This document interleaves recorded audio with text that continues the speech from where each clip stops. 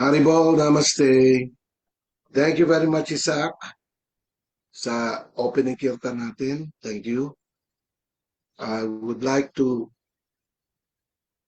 welcome everyone to our Bhagavad Gita class. We're going to continue our reading and discussion on Srimad Bhagavad Gita. Okay, so let's all pray first. Nama Om Vishnu Padaya Krishna Prastaya Bhutale Srimate Siddhaswarupananda Paramahamsaitina Bhajashri Krishna Chaitanya Prabhu Nityananda Sri Advaita Gadadhar Srivas Adigor Bhakta Vrindam Hare Krishna Krishna Krishna Hare Hare Hare Rama Rama Rama Hare Om Namo Bhagavate Vasudevaya Om Namo Bhagavate Vasudevaya. Om Namo Bhagavate Vasudevaya Om Namo Bhagavate Vasudevaya. Om Namo Bhagavate Vasudevaya Om Namo Bhagavate Vasudevaya. Haribol. Thank you very much, Pinky. So, we are now going to continue our reading on the Bhagavad Gita. I believe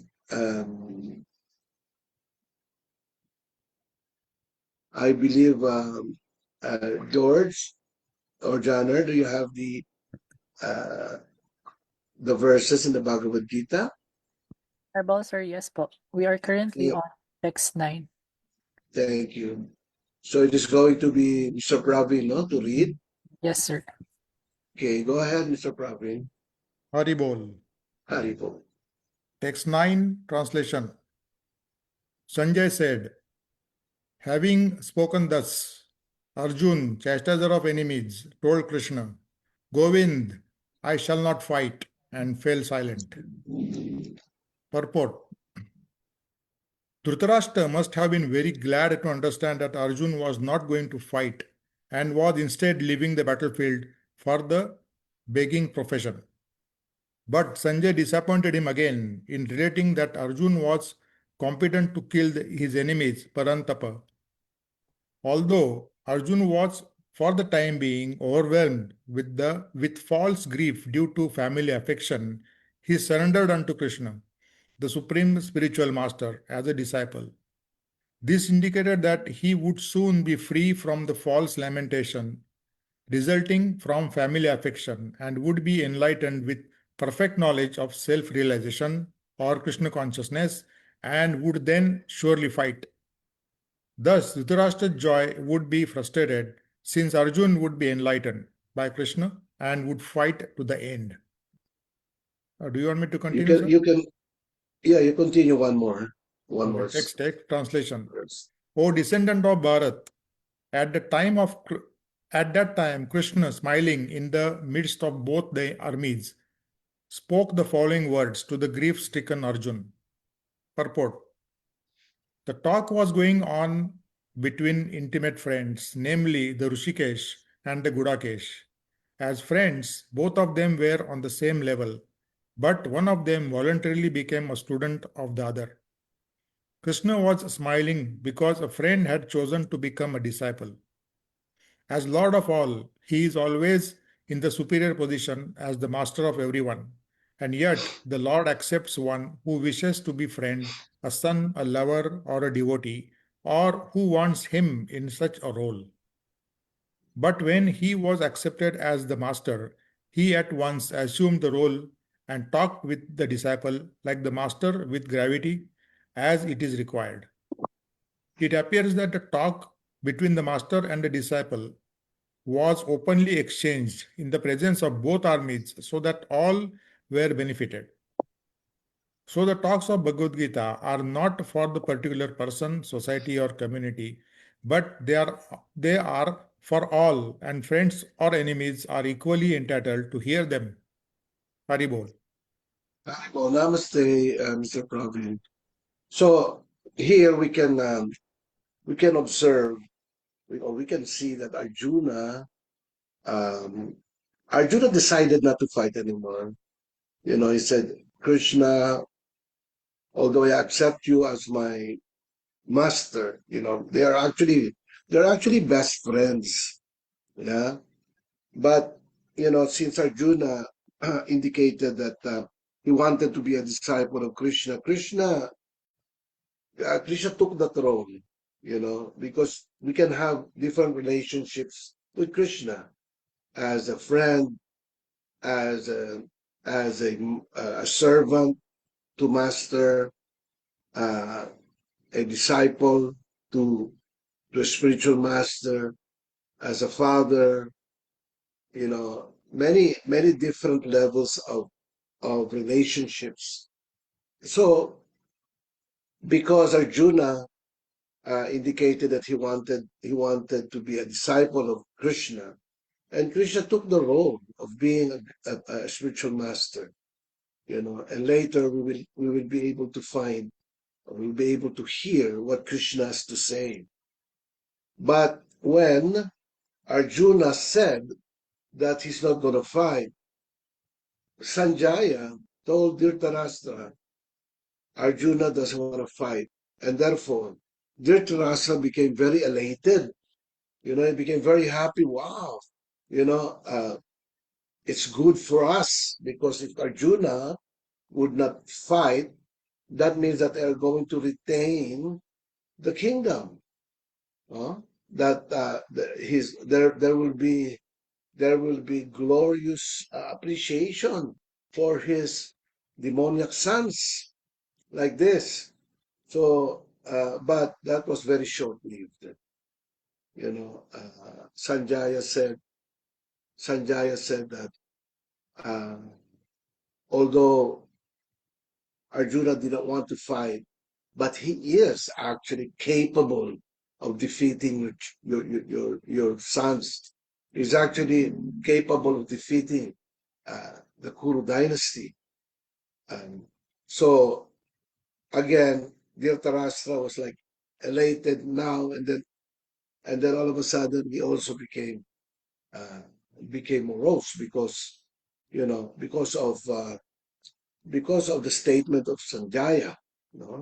So we're now going to hear what Kṛṣṇa has to say. All right.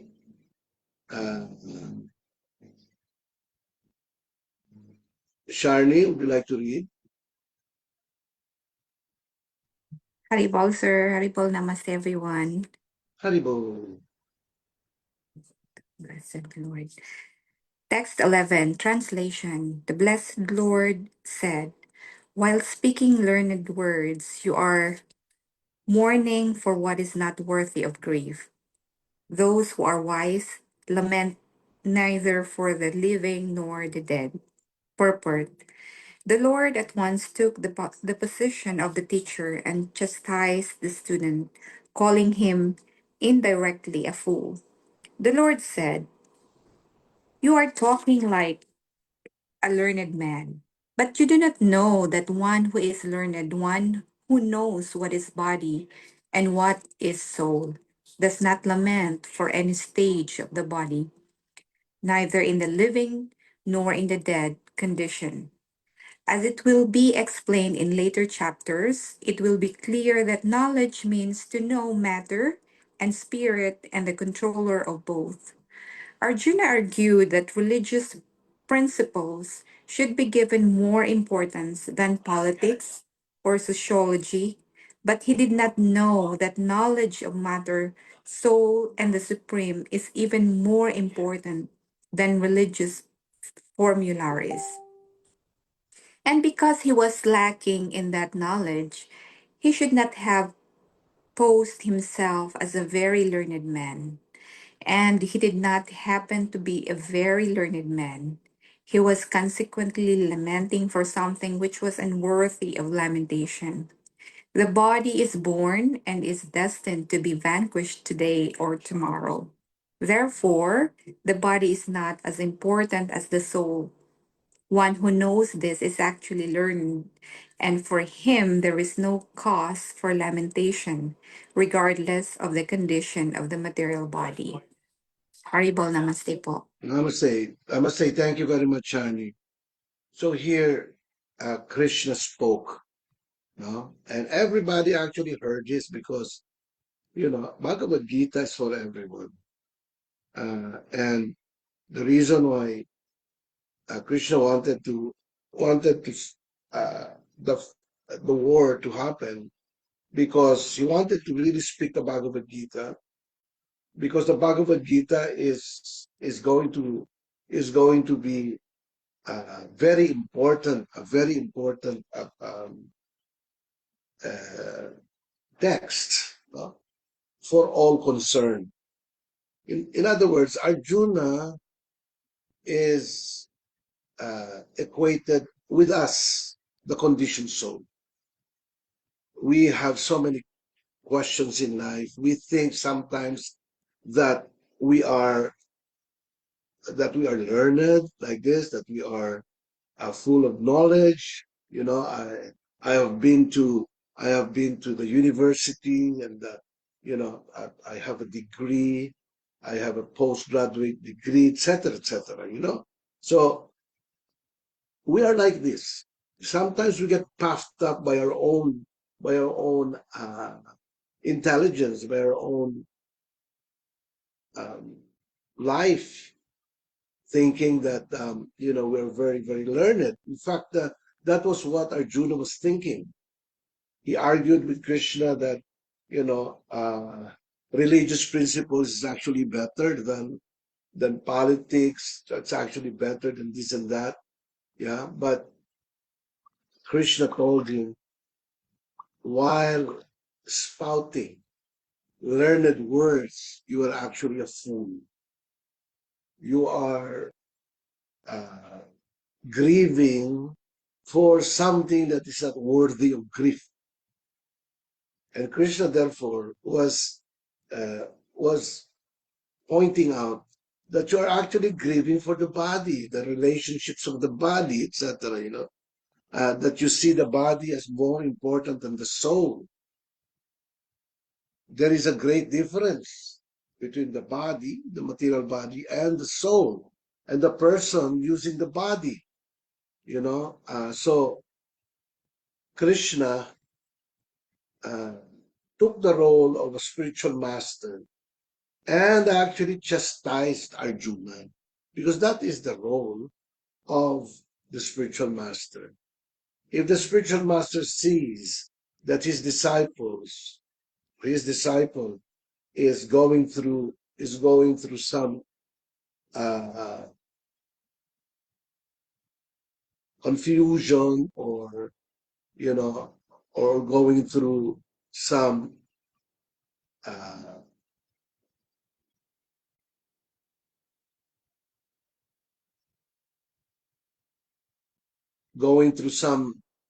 things that he thinks he is correct, but actually he's not correct, then the spiritual master immediately chastises the disciple. That is the reason why there is a great importance of accepting a bona fide spiritual master, because we may be thinking otherwise. We may be thinking that what I'm doing is actually correct, like this, but in fact it isn't correct, because our mind, our senses, they're all limited, they are imperfect. So therefore, everything that I thought is correct may actually be wrong, may actually be,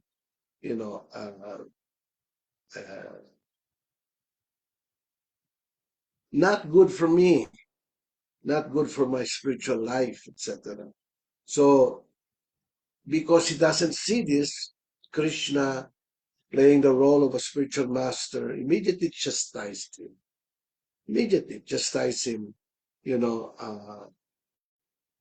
While posing as a learned person, you actually are grieving for something that is not worthy of grief. It's called lamentation. There is a great difference between lamentation and compassion. He is actually lamenting that, that the different grades of his family members would die, etc., from both camps, like this. But he is not actually seeing the greater mission of Kṛṣṇa. The greater mission of Kṛṣṇa is that he wanted to speak the Bhagavad Gita, and as far as the people who's going to die in this battle, Krishna already arranged it that all of them will be transported to the spiritual world. So Arjuna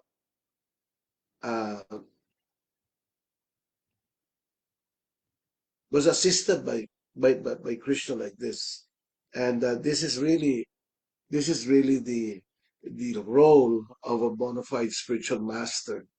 When he sees his students or his disciples not being able to actually function properly because of ignorance, because of fear, like this, he immediately comes in. This is the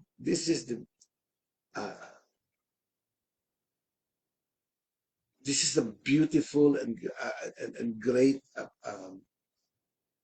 opportunity for everyone seeking spiritual enlightenment. Somebody beside you, the spiritual master.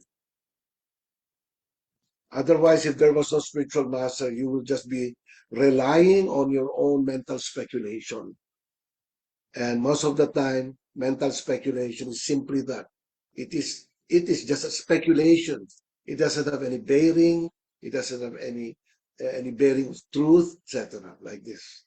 Yeah. So let's continue our reading.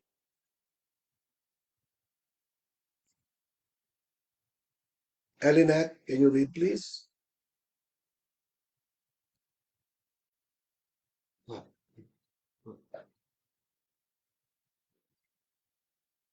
Po. Can you hear me po? Yes, we can hear you. Wait lang. Translation. There was Never. there never there was a time when I did not exist, nor you, nor all these kings, nor in the future shall any of us cease to be forward. In the Vedas, in the Katha Upanishad, as well as the is Svetasvara. Isvitasvara, Svetasvara. Svedasvara Upanishad, it is said that the Supreme Personality of Godhead is the maintainer of innumerable living entities in terms of their different situations according to individual work and reaction of work. That Supreme Personality of Godhead is also, by His plenary portions, alive in the heart of every living entity. Only saintly persons who can see within and without the same Supreme Personality can actually attain to perfect and eternal peace. The same Vedic truth given to Arjuna is given to all persons in the world who pose themselves as very learned but actually have a poor fund of knowledge. The Lord says clearly that He Himself, Arjuna, and all the kings who are assembled on the battlefield are eternally individual beings, and that the Lord is eternally the maintainer of the individual livings, entities both in their condition as in their liberated situations. The Supreme Personality of Godhead is the Supreme Individual Person, and Arjuna, the Lord's eternal associate, and all the kings assembled there are individuals, eternal persons. It is not that they did not exist as individuals in the past, and it is not that they will not remain eternal persons. Their individuality existed in the past, and their individuality will continue in the future without interruption. Therefore, there is no cause for lamentation for anyone.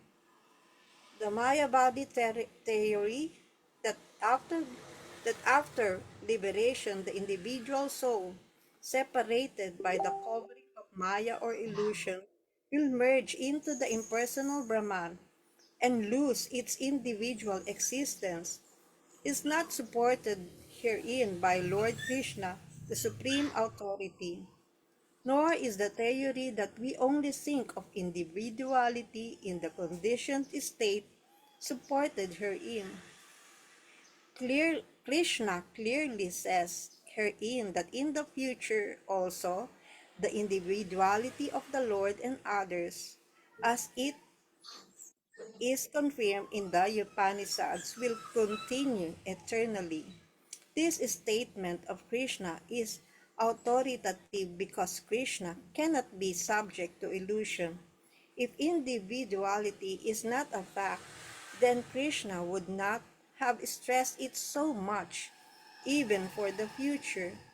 The Mayavadi may argue that the individuality spoken of by Krishna is not spiritual, but material. Even accepting the argument that the individuality is material, then how can one distinguish Krishna's individuality? Krishna affirms his individuality in the past and confirms his individuality in the future also. He has confirmed his individuality in many ways, and impersonal Brahman has been declared to be subordinate to him. Krishna has maintained spiritual individuality all along. If he is accepted as an ordinary conditioned soul in individual consciousness, then his Bhagavad Gita have no value as authoritative scripture. Common man, with all the four defects of human frailty, is unable to teach that which is worth hearing. The Gita is above such literature. No mundane book compares with the Bhagavad Gita. When one accepts Krishna as an ordinary man, the Gita loses all importance. The Mayavadi argues that the plurality mentioned in this verse is conventional and that it refers to the body. But previous to this verse, such a bodily conception is already condemned. After condemning the bodily conception of the living entities, how was it possible for Krishna to place a conventional proposition on the body again? Therefore, individuality is maintained on spiritual grounds and is thus confirmed by great acharyas like Sri Ramanuja and others. It is clearly mentioned in many places in the Gita that this spiritual individuality is understood by those who are devotees of the Lord. Those who are envious of Krishna as the Supreme Personality of Godhead have no bona fide access to the great literature. The non-devotee's approach to the teachings of the Gita is something like bees licking on a bottle of honey. One cannot have a taste of honey unless one opens the bottle. Similarly, the mysticism of the Bhagavad Gita can be understood only by devotees, and no one else can taste it, as it is stated in the fourth chapter of the book. Nor can the Gita be touched by persons who envy the very existence of the Lord. Therefore, the Mayavadi explanations of the Gita is a most misleading presentation of the whole truth. Lord Chaitanya has forbidden us to read commentations made by the Mayavadis and warns that one who takes to such an understanding of the Mayavadi philosophy loses all power to understand the real mystery of the Gita. Its individuality refers If, to if, if mm, If individuality refers to the empirical universe, then there is no need of teachings by the Lord. The plurality of the individual soul and of the Lord is an eternal fact, and it is confirmed by the Vedas as above mentioned. Namaste. namaste. Thank you very much, Elinette. Yeah, beautiful verse here, and we're going to discuss it. Um, Krishna says that to Arjuna that don't you worry because I, you, and all these kings who are assembled here, okay, have been existing in the past and now existing here and will continue existing in the future, despite the fact that their bodies are going to die. The living being doesn't die.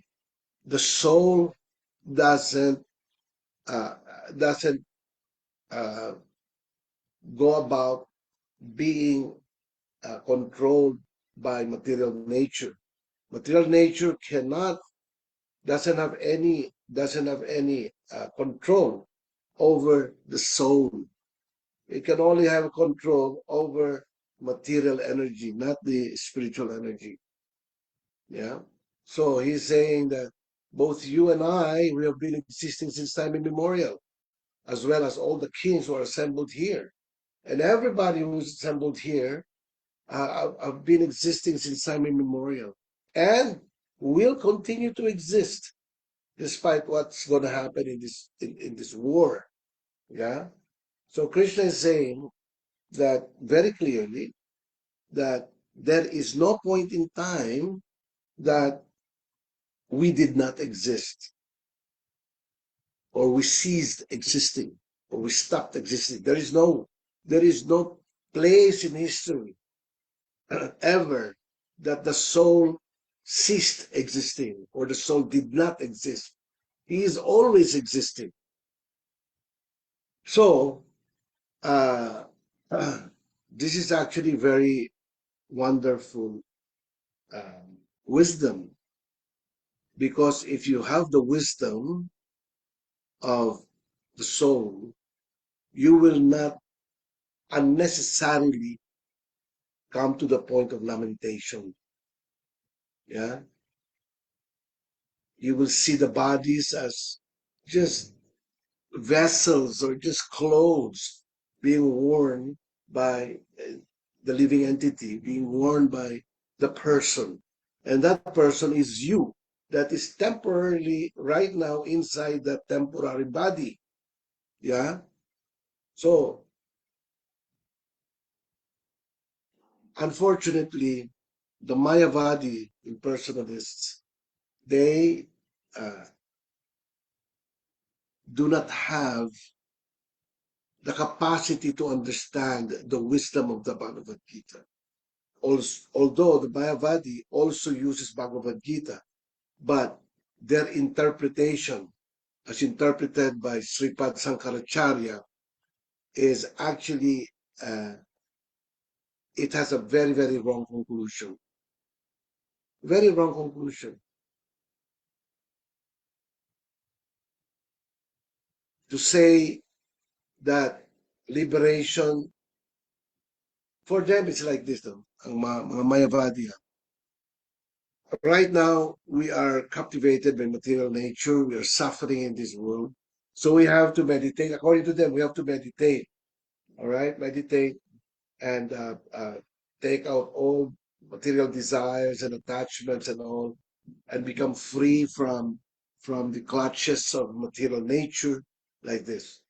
And as soon as a person as soon as a person gets liberated, what happens is he merges into the totality of the Brahman, of Brahmajyoti. And what happens to him? He loses his individuality. He is no more, he is not an individual anymore. He only is an individual because temporarily, because he was unfortunately he actually came to this world of matter, so that's why he's thinking that he's an individual. But as soon as he merges into the Supreme Brahman or the Brahmajyoti, he loses his individuality. And Krishna is saying, no one loses his individuality. Our individuality is eternal. We are individual in the spiritual world where we came from, and because of our desire to enjoy separately from Krishna, we decided to not serve Krishna in the spiritual world. So we were forced down into the material existence. When we come here, we are still individuals, but because this is the world of matter,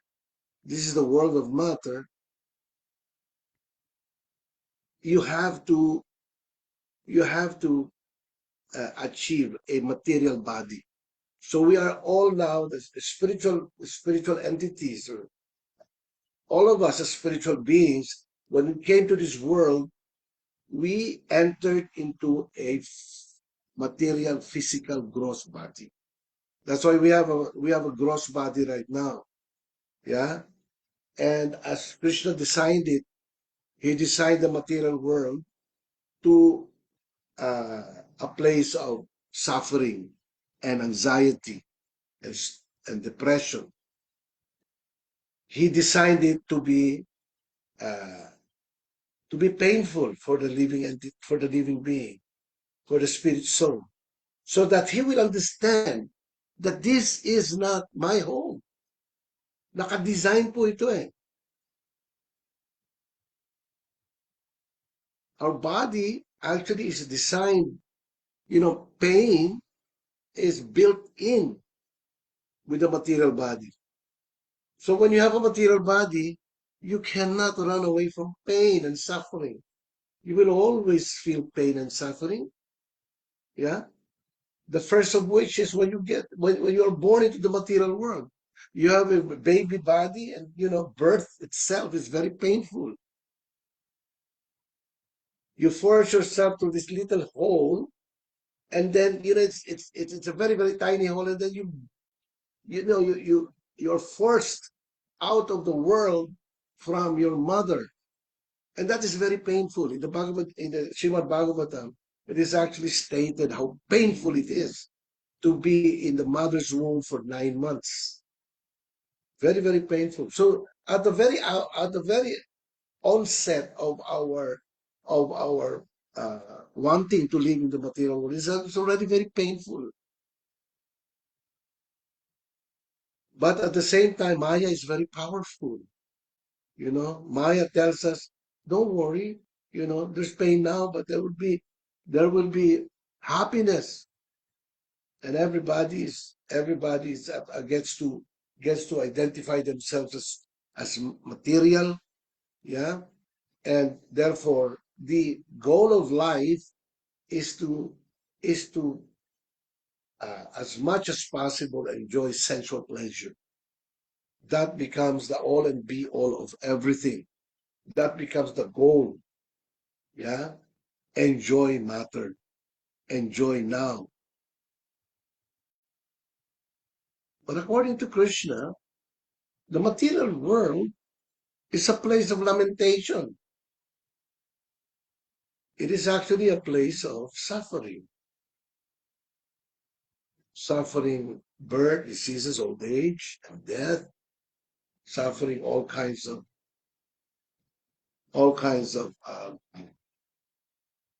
material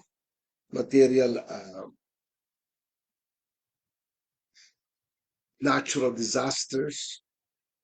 Whether we like it or not, it happens. Whether we like it or not, it becomes very, very hot.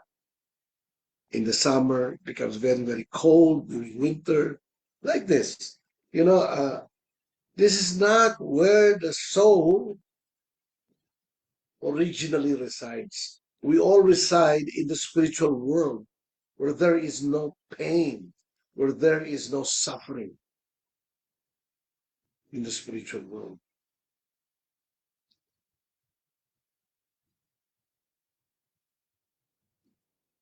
So the Maya body loses it when he proposes the idea that during liberation, there's no more the I, there's no more the person. Wala na. You become the whole, you become the Brahma Jyoti. You merge into this Brahma Jyoti, the Brahman, and you become the Brahman. For them, that is the highest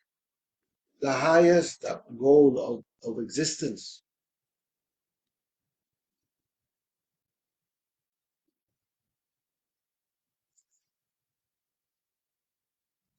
But nobody actually dared to ask them. When you are merged into the Brahman effulgence, they're saying that, they're actually experiencing waves and waves and waves of blissfulness and happiness while merged into the Brahman effulgence.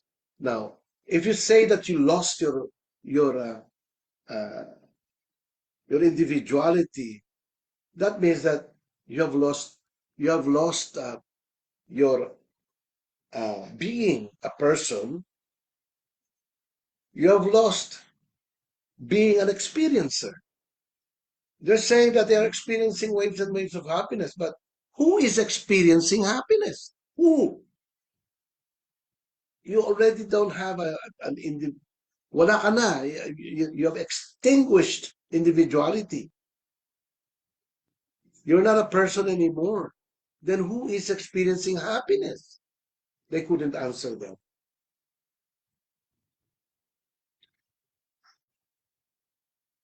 Because when you talk about experience, you also talk about the experiencer. There couldn't be any experience without somebody experiencing experience.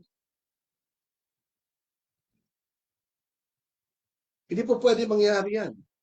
Magkaroon ng experience without an experiencer. So to say that my identity is dissolved, my identity is extinguished upon entering or merging into the Brahman effulgence is actually a foolish paradise. That's why Lord Chaitanya warns all of his devotees not to read any of the nonsense books of this Mayavadi philosopher or Mayavadi impersonalists.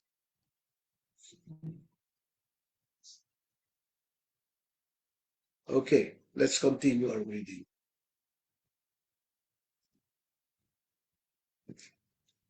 One last reader, perhaps. George, can you read? Haribol, sir. Haribo, Namaste. Translation. As the embodied soul continually passes in this body, from boyhood to youth to old age, the soul similarly passes into another body at death. The self-realized soul is not bewildered by such a change. Purport. Since every living entity is an individual soul, each is changing his body every moment, manifesting sometimes as a child, sometimes as a youth, and sometimes as an old man. Yet the same spirit soul is there and does not undergo any change. This individual soul finally changes the body at death and transmigrates to another body. And since it is sure to have another body in the next birth, either material or spiritual, there was no cause for lamentation by Arjuna on account of death, neither for Bhisma nor Drona, for whom he has so much concern. Rather, he should rejoice for the changing bodies from old to new ones, thereby rejuvenating their energy. Such changes of body account for varieties of enjoyment or suffering according to one's work in life. So Bhisma and Drona, being noble souls, were surely going to have either spiritual bodies in the next life, or at least life in heavenly bodies for superior enjoyment of material existence. So in either case, there was no cause of lamentation. Any man who has perfect knowledge of the constitution of the individual soul, the super soul, and nature both material and spiritual, is called dhira, or a most sober man. Such a man is never deluded by the changes of bodies.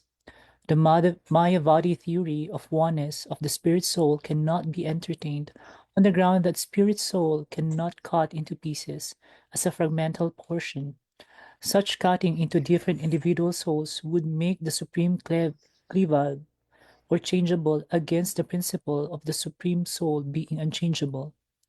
As confirmed in the Gita, the fragmental portion of the supreme existence exists eternally, sanatan, or the cold kasara. That is, they have a tendency to fall down into material nature. These fragmental portions are eternally so, and even after liberation, the individual soul remains the same fragmental. But once liberated, he lives an eternal life in bliss and knowledge with personality of Godhead. The theory of reflection can be applied to the Supreme Soul who is present in each and every individual's body and is known as the Paramatma, who is different from the individual living entity. When the sky is reflected in water, the reflections represent both the sun and the moon and the stars also. The stars can be compared to the living entities and the sun or the moon to the Supreme Lord. The individual fragmental spirit soul is represented by Arjuna, and The Supreme Soul is the personality of Godhead, Sri Krishna. They are not on the same level, as it will be apparent in the beginning of the 4th chapter. If Arjuna on the same level with Krishna, and Krishna is not superior to Arjuna, then their relationship of instructor and instructed becomes meaningless. If both of them are deluded by the illusory energy Maya, then there is no need of one being the instructor and the other the instructed. Such instructions would be useless because in the clutches of Maya, no one can be an authoritative instructor. Under the circumstances, it is admitted that the Lord Krishna is the Supreme Lord, superior in position to the living entity, Arjuna, who is forgotten soul deluded by Maya. Arbol, sir. Haribol George, thank you very much. Now, it is a fact, no? While the Mayavadis are saying that we lose our individuality, when we merge into this Brahman effulgence, we lose our individuality. Now, you might probably, an intelligent person may ask, if we are indeed not individuals, they're saying that the idea or the concept that I am an individual is actually an illusion. We are not individuals. This is what they're saying. We are not individuals. And when a person thinks that he's an individual, he is actually covered by Maya. No? Now, while saying this, on the other hand, they're saying that we have to learn from the masters. Now, if I did not exist, nor this master doesn't exist, why should there be any teachings? If I don't exist, and you, guru, my guru, you don't exist, you lose your individuality, I lose my individuality. Why are you writing books to promote Mayavadi personalism? Hindi ba? Who's going to benefit that? Paano ka mabe-benefit doon? When you don't exist, when you become one, you merge into this oneness, then you lose your individuality. Who benefits it? Diba? Who's going to benefit it?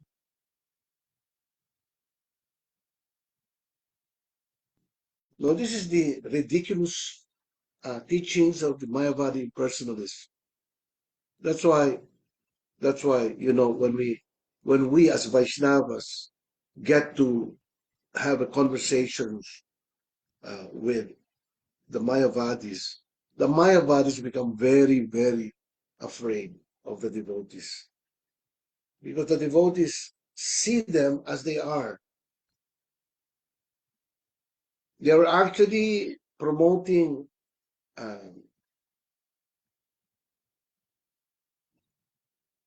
non-existence.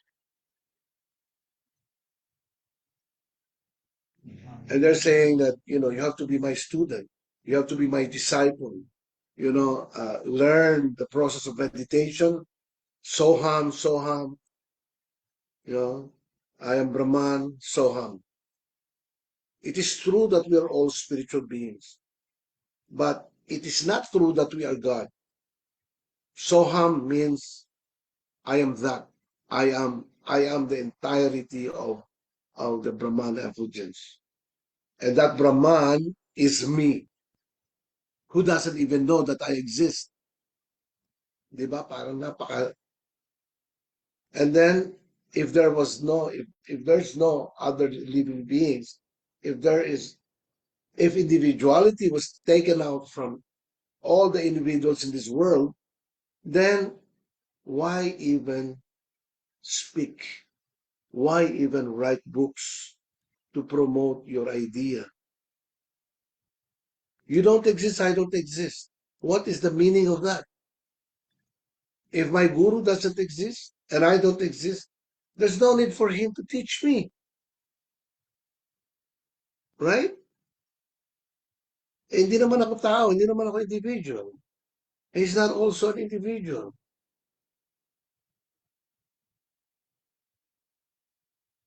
This is the ridiculous situation of the Mayavadi impersonalists.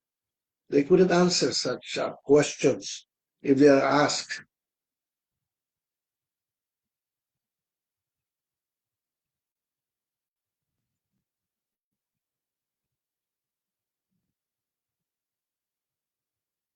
Do you have any questions before we go up here? Meron kayong questions?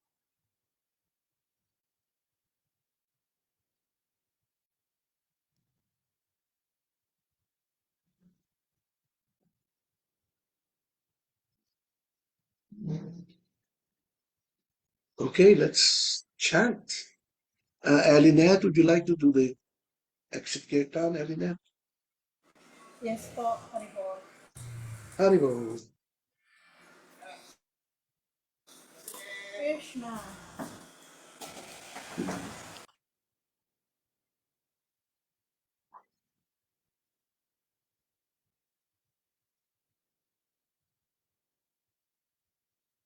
Wala po? Oo. Haribol. Krishna. Namo Vishnu Padaya Krishna Prasthaya Bhutale Mate Sida Swarupananda Paramahamsa Iti Namine Namo Vishnu Padaya Krishna Prasthaya Bhutale Mate Sida Swarupananda Paramahamsa Iti Namine Namo Sida Swarupananda Paramahamsa Namine Para Karuna Swarupaya Radha Krishna Prasthayate Namo Swarupananda Paramahamsa Namine Para Karuna Swarupaya Radha Krishna Prasthayate Adya Shri Krishna Chaitanya Prabhu Nityananda Shri Advaita Gadadara Shri Vasudeva Govinda Adya Shri Krishna Chaitanya Prabhu Nityananda Shri Advaita Gadadara Shri Vasudeva Govinda Haribol Nitai Go Nitai Go Haribol Haribol Nitai Go Nitai Go Haribol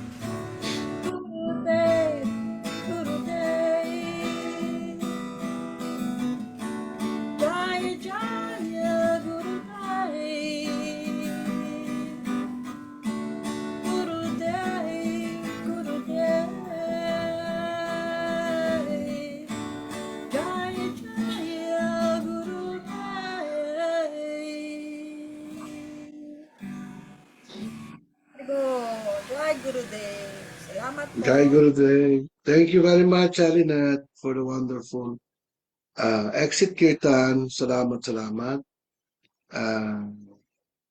I would like to thank my co-host here, Pinky.